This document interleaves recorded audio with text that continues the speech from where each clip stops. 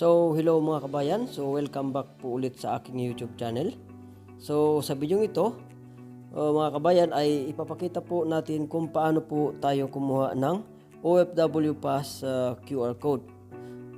At yung mga wala pa pong register sa DMW mobile apps, ay may mga video po ako dyan mga kabayan kung paano po gumawa ng account sa e-registration. Para makalagin po kayo kabayan sa DMW mobile apps. So marami po akong video dyan. So tingnan nyo na lang po dyan sa aking mga video. So marami po akong video dyan tungkol sa paggawa po ng account sa e-registration. Para po makalagin po kayo sa DMW mobile app mga kabayan. So marami po sa ating mga kabayan na hindi pa po nakakaalam kung ano daw po ang DMW mobile app. So ito po kabayan ay ito po yung kapalit sa UEC, Overseas Employment Certificate. So ito po ang kapalit ng UEC. Ito na po ngayon ang OFW Pass QR code.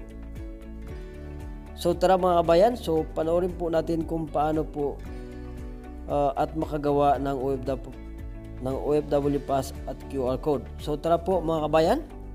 Load ang DMW mobile app. Pagbukas ng app, i-click ang login at i-type ang e-registration account details.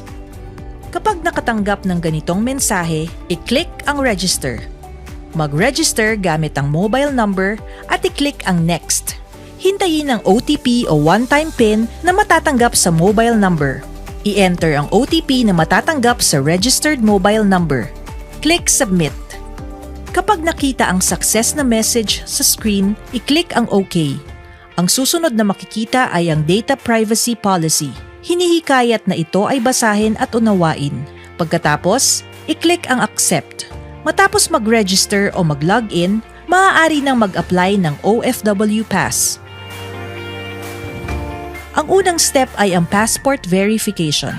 Para sa ID type, piliin ang passport at i-click ang Continue. Sunod, i-click ang Allow para magamit ang camera ng mobile phone sa pagkuha ng passport. I-click ang Continue. Ihanda ang passport. Click Continue. I-scan o kunan ang passport. Siguruhing nasa loob ng kahon na nakikita sa screen ang inyong passport. Sunod, i-click ang Continue. Hintaying matapos ang passport verification process. Pagkatapos ng passport verification, mag-selfie. Huwag gumamit ng flash. Siguruhin din na nasa loob ng bilog ang buong mukha at malinaw ang inyong picture. Sunod na makakakita ng check kapag maayos na nakunan ang inyong picture.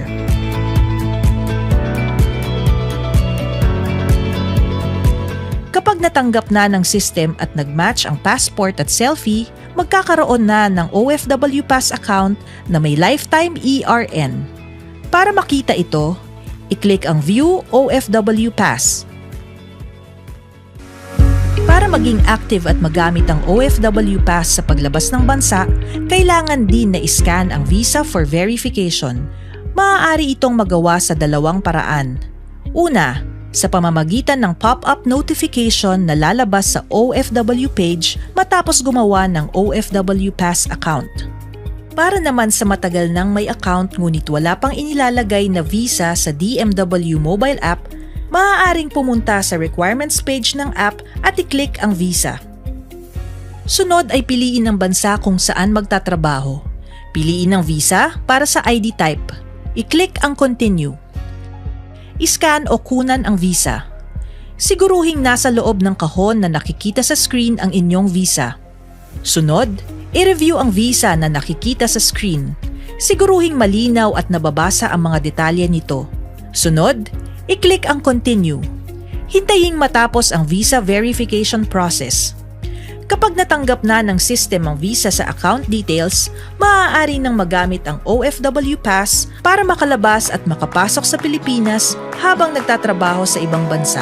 So ayan mga kabayan, so may idea na po kayo kung paano po gumawa ng OFW Pass QR code.